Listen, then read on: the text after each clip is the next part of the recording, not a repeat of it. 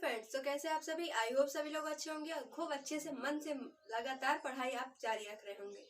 तो अब आज हम फिर से क्वेश्चंस करने वाले हैं और क्वेश्चंस के साथ मैंने आपको बताया जैसा कि एक क्वेश्चन हम देखेंगे प्रीवियस ईयर जो कि पूछा गया है और उसी क्वेश्चन से जुड़ा हुआ अभी प्रेजेंट में क्या क्या चल रहा है वो भी हम साथ में पढ़ते चलेंगे, ताकि क्या हो कि प्रीवियस ईयर क्वेश्चन जो हम पढ़ भी लें और प्रेजेंट में उससे क्या क्वेश्चन बन सकता है वो भी हम एक तरफ से डिस्कस करते चलेंगे। ठीक है, तो जिससे क्या होगा कि आपका जो पेपर होगा वो भी आप सॉल्व कर लोगे और प्रेजेंट में जो उससे जुड़ी हुई चीजें हैं उसको भी आप सॉल्व कर सकते हो। तो देखो ऐसे तो सिनेरियो हमारा ये रहेगा, ठीक है। और देखो उसके बाद आज जो है ये आज की क्वेश्चन जो है ये क्वेश्चन मैं कराऊंगी, ठीक है। क्वेश्चंस के बाद जो है कल मुझे मैं सोच रही हूँ कि जो अभी देखो अभी क्या हुआ कि 1857 का जो विद्रोह हुआ था यूपी में, मतलब यूपी से ही बहुत सारी जगहों से कई सारे लीडर्स ने उसमें हिस्सा लिया था। तो मैं क्या सोच रही हूँ कि इस पे एक वीडियो बना दूं कि यूपी से कौन कौन सी जगह कौन कौन से लीडर्स जो थे यूपी से कहाँ कहाँ से उन्होंने विद्रोह को जो है वो किया था, लीड किया था, ठीक है। क्योंकि ये भी क्वेश्चन में आपसे पूछा जाता है और यूपी का एग्जाम है तो यूपी से जुड़ी हुई चीजें ऐसी तो आपको आनी चाहिए, ठीक है। तो अगर आप जो है इस पर एग्री हो तो कमेंट बॉक्स में लिख देना, ठीक। और जो देखो ऐसे जो उसके बाद जो है इसके बाद जो है हम क्या करेंगे कि जो ऑर्गेनाइजेशंस होती हैं उनके हेडक्वार्टर्स कहाँ हैं ये भी आपसे एग्जाम में पूछा जाता है। तो एक वीडियो ऐसा लेकर आएंगे जिसमें क्या होगा कि सारे ऑर्गेनाइजेशंस होंगे उनके साथ साथ हेडक्वार्टर्स उनका आप पढ़ लोगे, ठीक है। तो चलो ये तो हो गया जिस अगली बार जो हम पढ़ने वाले हैं, ठीक है, मैंने आपको ये बता दिया। और अगर आप चैनल पर पहली बार आए हैं तो प्लीज चैनल को सब्सक्राइब कर लीजिए और अपने दोस्तों के साथ शेयर भी करते रहिए। तो चलो आज हम क्या है क्वेश्चंस ले लेते हैं, उसके बाद देखते हैं कौन कौन से क्वेश्चन प्रीवियस ईयर में पूछे गए, ठीक। तो देखो क्वेश्चंस मैंने जहाँ पर नोट डाउन करके रखा हुआ है। तो देखो पहला क्वेश्चन यहाँ पर पूछा गया है, क्या क्वेश्चन है कि ईज ऑफ डूइंग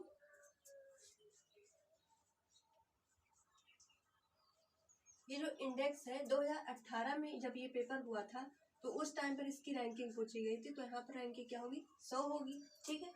तो देखो ये तो हो गया 2018 की बात। लेकिन अगर हम कहें कि जो ease of doing business index है ये जारी कौन करता है, तो ये जारी करता है कौन, वर्ल्ड बैंक। वर्ल्ड बैंक का हेडक्वार्टर कहाँ पर है, वॉशिंगटन डीसी में है और ये जगह कहाँ पर है, अमेरिका में है, ठीक है। अब ये वर्ल्ड बैंक है इसको बनाया कब गया था, 1944 में बनाया गया था और 45 से इसने काम करना शुरू किया था, ठीक है। तो आंसर आप करेंगे 45 में बनाया गया था। वर्ल्ड बैंक की बहन किसको कहा जाता है, ठीक है। वर्ल्ड बैंक की बहन कहा जाता है किसको, IMF को, ठीक। IMF में अभी देखो प्रेजेंट में न्यूज आई है कि जो गीता गोपीनाथ है, कौन है, गीता गोपीनाथ जो कि इंडियन है, इनको अभी सबसे ज्यादा IMF की जो सबसे हाई पोस्ट होती है यानी कि जो डिप्टी चीफ होता है उसको यहाँ पर गीता गोपीनाथ को अपॉइंट किया गया, ठीक है। जो IMF जो इसमें गीता गोपीनाथ है ना, ये पहले इसमें क्या थी, चीफ इकोनॉमिक एडवाइजर थी, लेकिन उन्होंने अपना पद छोड़ दिया था तो उसके बाद इनको इस पद पे अपॉइंट किया गया है। और IMF में जो IMF है उसमें गीता गोपीनाथ को सबसे पहले चीफ इकोनॉमिक एडवाइजर कब बनाया गया था, तो 2019 में बनाया गया था। कब बनाया गया था, 2019 में। अब IMF में आपसे पूछा जाता है कि टोटल कितने देश इसमें हैं, तो इसमें टोटल कितने देश हैं, 190 देश हैं। प्रेजेंट में 190वां देश कौन सा यानी कि सबसे नया वाला देश कौन सा है, तो उसका नाम क्या है, एंडोरा। और जो एंडोरा नाम की जगह कहाँ पर है, फ्रांस और स्पेन के बीच में है, ठीक है। फ्रांस और स्पेन के बीच में छोटा सा एकदम कंट्री है, कौन सा, एंडोरा, ठीक। तो इतने पॉइंट देखो मैंने आपको बता दिया। सबसे पहले ease of doing business index 2018 में इसकी रैंकिंग पूछी गई थी, तो इसका रैंकिंग क्या थी, 100 थी। जिसको जारी कौन करता है, वर्ल्ड बैंक। इसका हेडक्वार्टर कहाँ पर है, वाशिंगटन डीसी में है। वर्ल्ड बैंक और IMF दोनों को एक ही साथ 1945 में बनाया गया था, इसलिए दोनों को आपस में कहा जाता है भाई और बहन, ठीक है। अब जो IMF है इसमें टोटल कितने देश है, 190 है। और यहीं पर वर्ल्ड बैंक में कितने देश है ये भी आपसे पूछा जा सकता है, तो 179 देश है, ठीक है, 189 कंट्रीज। और यहाँ पे IMF में 190 है, एक इसमें बढ़ गया है, ठीक है, एक इसमें कम है एक इसमें ज्यादा है। और अभी प्रेजेंट में सबसे ज्यादा जो हाई पोस्ट है IMF की, उसके एडवाइजर कौन बनाए गए हैं, गीता गोपीनाथ जो कि इंडियन ओरिजिन की है। और इसमें उनको चीफ इकोनॉमिक एडवाइजर कब बनाया गया था, 2019 में बनाया गया था, ठीक है। तो इतनी चीजें आपको यहाँ से याद रखनी है। आई होप आप लोगों ने इतना समझ लिया होगा ये जो क्राइटेरिया है, इस क्वेश्चन से हमने कितने पॉइंट्स याद कर लिए, ठीक है। अब जो है अगर पूछा जाता है कि ईज ऑफ डूइंग बिजनेस में अभी प्रेजेंट में भारत की रैंकिंग कितनी है, तो आप आंसर करेंगे क्या, 63, ठीक। ये तो पहला क्वेश्चन हो गया। पहले क्वेश्चन से देखो हमने कितनी सारी चीजें पढ़ डाली है, ठीक। अब देखो दूसरा क्वेश्चन यहाँ पर पूछा गया है इसमें कि यूनाइटेड प्रोविंस का जो रीनेम है, यानी कि यूनाइटेड प्रोविंस पहले उत्तर प्रदेश को क्या कहा जाता था, यूनाइटेड प्रोविंस, तो इसका जो उत्तर प्रदेश नाम है ये कब रखा गया, तो आप आंसर करेंगे क्या, यानी कि उत्तर प्रदेश जो है इसका नाम पहले तो यूनाइटेड प्रोविंस था, लेकिन 24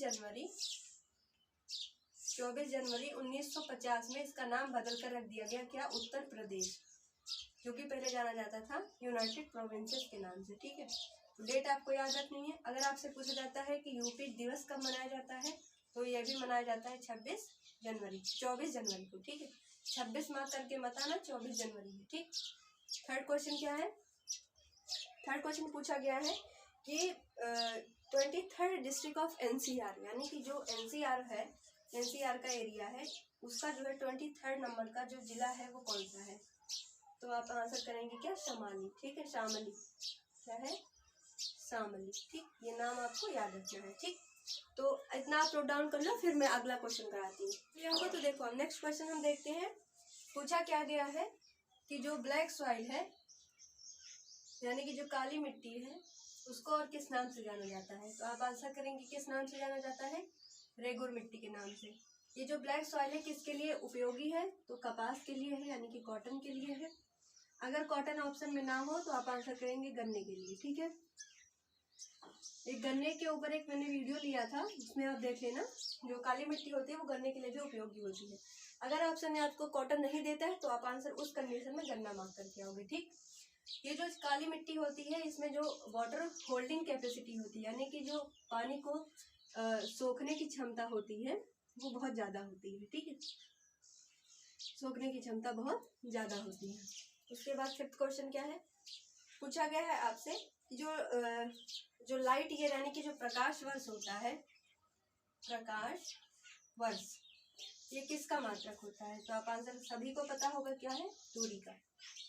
सिक्स्थ क्वेश्चन क्या पूछा गया है कि पीएम मोदी जब प्रधानमंत्री बने थे, यानी कि जो मोदी जी हैं, जब वो सबसे पहले पीएम बनाए गए थे तो उन्होंने किस देश का दौरा किया था, तो आंसर सबसे पहला दौरा किसका था, भूटान का था। भूटान को और किस नाम से जाना जाता है, तो थंडर ड्रैगन के नाम से। ठीक है, और ये क्वेश्चन एग्जाम में बना हुआ है। ठीक है, इसलिए मैं आपको ये बता रही हूँ, जो भी पेट वाला पेपर हुआ था ना उसमें ये पूछा गया था, किस नाम से जाना जाता है भूटान को, थंडर ड्रैगन के नाम से। अगर आपसे पूछा जाता है कि कौन सा ऐसा कंट्री है जहाँ से नॉर्थ इंडिया में सबसे ज्यादा इलेक्ट्रिसिटी हमारे भारत में आती है, तो आंसर होगा किसका, भूटान का। ठीक है, अगर आपसे पूछ लिया जाता है कि भूटान की कैपिटल क्या है, तो इसकी कैपिटल क्या है, थिम्पू, क्या है, थिम्पू। ठीक, नेक्स्ट क्वेश्चन देखते हैं। नेक्स्ट क्वेश्चन क्या पूछा गया है कि जो बिम्स्टेक है, बिम्स्टेक, ये जो बिम्स्टेक है इसका हेडक्वार्टर कहाँ पर है, तो आंसर बनेगा ढाका। अगर पूछा जाता है बिम्स्टेक में कितने देश हैं टोटल, तो 7 देश हैं। याद देखो करने का तरीका क्या है कि इसमें सार्क और बिम्स्टेक दोनों में कंफ्यूजन होता है, क्योंकि सार्क में 8 देश है और बिम्स्टेक में 7 देश है। ठीक है, तो याद करने का तरीका देखो, बिम्स्टेक में कितने अक्षर है, BIMS 4 हो गया, TEC 7, टोटल 7 अक्षर है तो 7 देश है। ठीक है, ऐसे याद कर लो।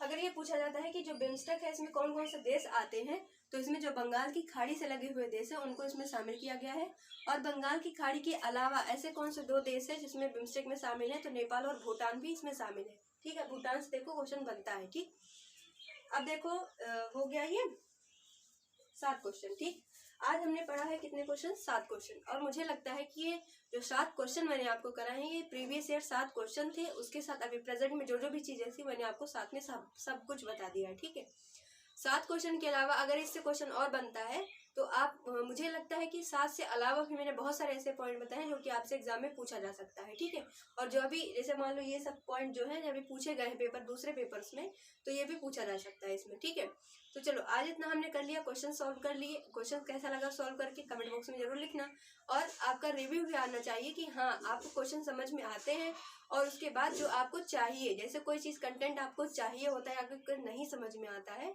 तो कमेंट बॉक्स में उसको जरूर लिखा करिए। ठीक है, और बताया करिए कि हाँ आपको समझ में आ रहा है। अगर आपको नहीं समझ में आता है तो मैं थोड़ा अपने आप को और इम्प्रूव करूंगी कि ताकि आपको समझ में आए। ठीक है, चलिए अब मिलते हैं अगली वीडियो में, और तब तक के लिए थैंक यू।